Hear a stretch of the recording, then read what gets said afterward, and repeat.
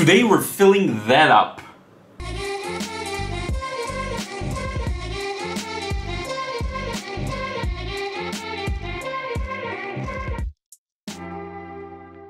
What up friends, Liron here. Thank you for joining me in another video. Some of you remember this, the dot card that Schmincke sent me with their new colors. Funny enough, some of these colors they actually sent me in the new batch of tubes and pans. And so I have them and I can further demo them, but back then all of these different paints fascinated me and I really wanted to just fill it all up, so I thought it would be really cool today to actually do that and fill up all of these. So what we're gonna do is just I'm gonna go at them and just fill them up one by one. We're gonna talk a bit about them. I'm gonna do this like I'm going to record the whole just filling them up, and then I'm gonna narrate it after the fact and run this in time-lapse, I don't know, maybe like double speed or something like this, because I'm just filling in the swatches. But I think the result will still be fun and cool, and we can talk about all sorts of things, okay? So if you're ready, let's get going and start working on this. Okay, so by funny coincidence, I've been asked quite a lot recently to talk about water brushes and what's my opinion about them. And the coincidence is that I just deliberately decided to do this one using my new water brush. I'm not even sure what brand it is. Let me get the package here. Oh, it just says Fillet by Graphite. That's the one. And I got it in Paris, I believe, in the Rougy et Play, the very popular art store. And it's a bit flat. It has a flat tip. I will talk in a moment or two about what I think about it and generally about water brushes. Just letting you know what I'm doing here. So if some of you remember, I have the dot cards that Schmincke sent me. These are all of their new colors. And they're just fantastic, they're beautiful. And back in Paris I started filling them up and I just never finished, and I remember I wanted to take a look at all these paints. Some of them they sent me again some new tubes and pans of them, but others I only have here, and so I was really curious and I love to try out a lot of different colors. And so this is what I'm doing now, just going over it and filling all of them up. And so, yeah, about the water brushes, so I started using actually a water brush very early on in my watercolor journey, because I wanted to paint a lot outside initially, and I saw that a lot of urban sketchers, which is what initially attracted me to watercolor in the first place, I saw a lot of urban sketchers using them. So I got one, just a generic one from Amazon. I think it was a Sakura Koi, so I don't know if I should call it a generic one. It's just a water brush, one you can get virtually anywhere. My experience with it wasn't so good, but I don't think it was really the brush's fault. It was more, I just lacked experience, I think. And so the brush itself was okay. But I just wasn't good enough in making even washes, and especially when I was using cheaper sketchbooks. But the thing is, revisiting them now, I can get why I had such a hard time with them, because most of them just don't have such a good water capacity.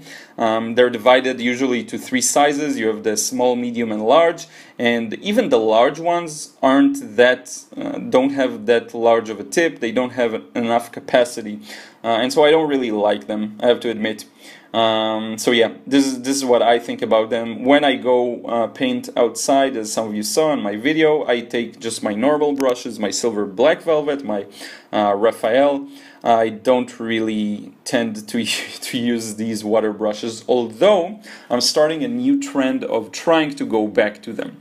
Okay, so I'm trying to revisit them because they are comfortable. They have their own little water sort of capsule, or whatever you want to call it, cartridge, and so it is good for some things.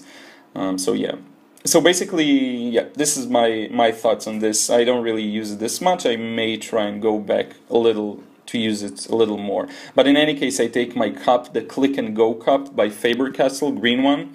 I don't think I really showed it in a video. I will show it hopefully soon.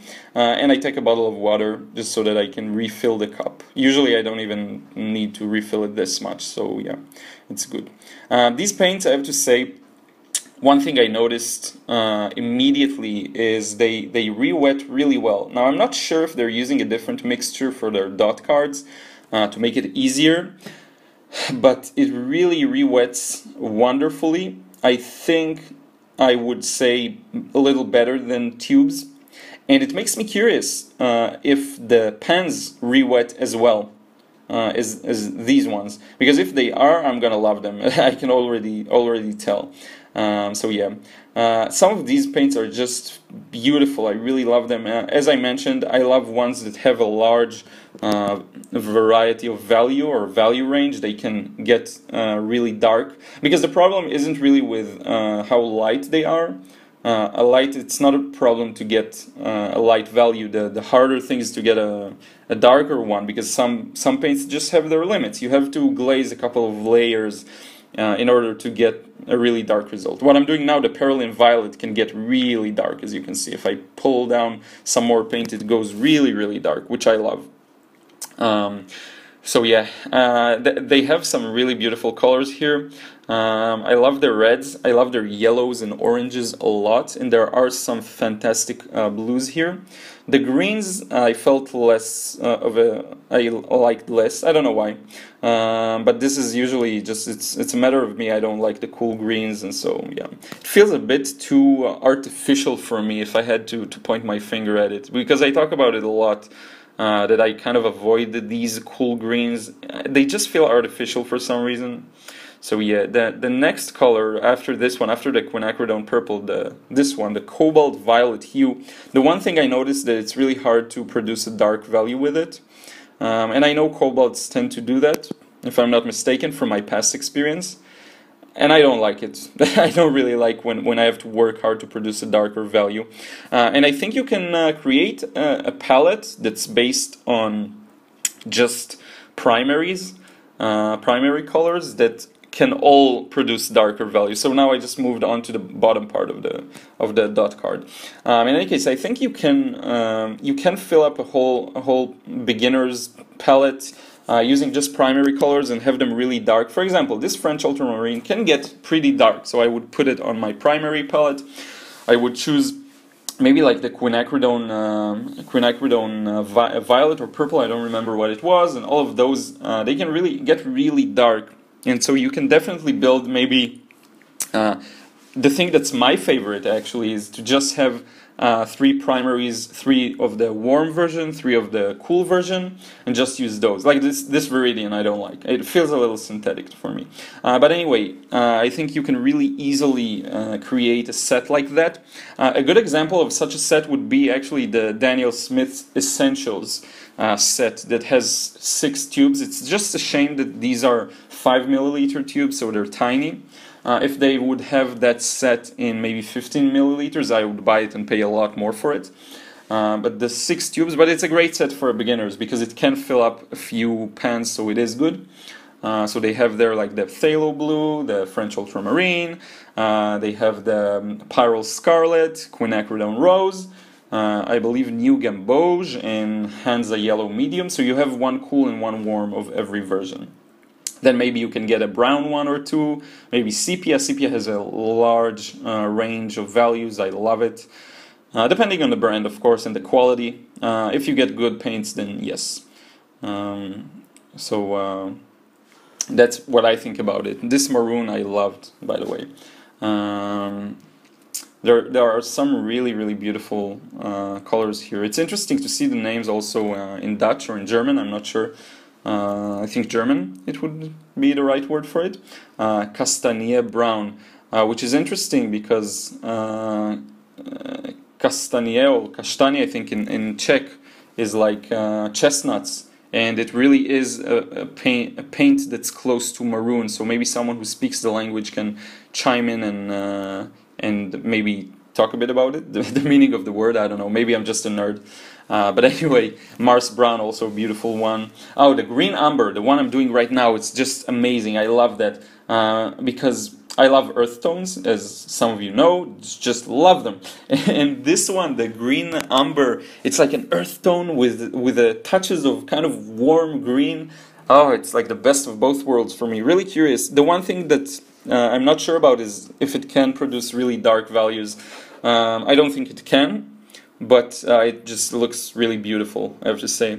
Yeah, so many beautiful ones. By the way, I originally wanted to run this video at double speed, but then I figured it will be a little too fast, and there's no need to because it's not such a long video, and I know a lot of you enjoy the longer videos, so I just left it at that, so it's about maybe around 14 minutes. If I would make it double speed, it will be, I don't know, maybe 8 or 10, so I decided to leave it at that.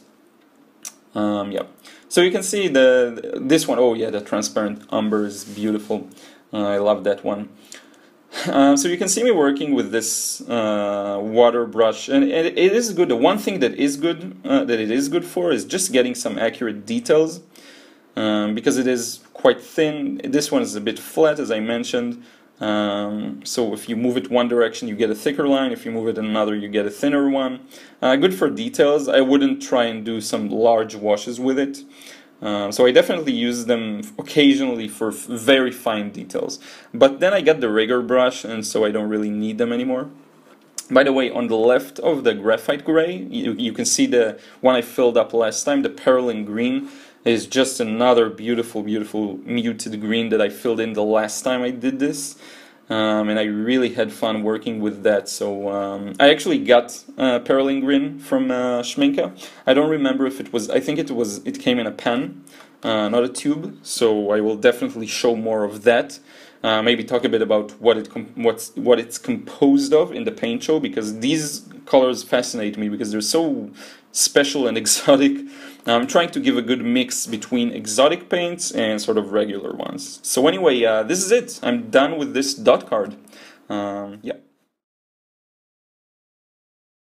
Okay friends, so here are all the paints together, just beautiful. What I like to do, especially, the thing I enjoy the most in these kinds of things, is to compare two similar ones and just try to find the difference between them. For example, the graphite gray and the hematite black. So this one feels a little more green, actually, a little. It's really hard to explain, and I'm sure it's not coming through properly in the camera, but maybe to some degree it does. Just a beautiful thing. The paints that I love the most, as some of you know, are I like warmer, but also in all the earth tones, but also I like paints that can produce a very strong dark value for some reason. This is really what I like the most. So things like this one, like the Perlin dark red. Another one I really liked is the Maroon Brown, the Bordeaux. The French ultramarine also is fairly strong.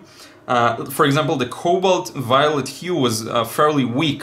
Even though the color itself is beautiful, I dislike really weak ones. But anyway, yeah, this is just to give you a view of all of them and to fill in the gaps from the previous video. I hope you really enjoyed this one. Let me change the angle and wrap this video up. So friends, I hope you enjoyed this video one last time. Here's all the paints together. Just a beautiful result. I can't wait to open up the new paints I got, the pans and the tubes, and just give them a try as well. I have a feeling I'll really love the pans. I haven't used pans like seriously in a long time, and these seem to re-wet really well the Schmincke. So if there's one thing that's really good about them, in addition to the things I already talked about, is that they re-wet really nicely.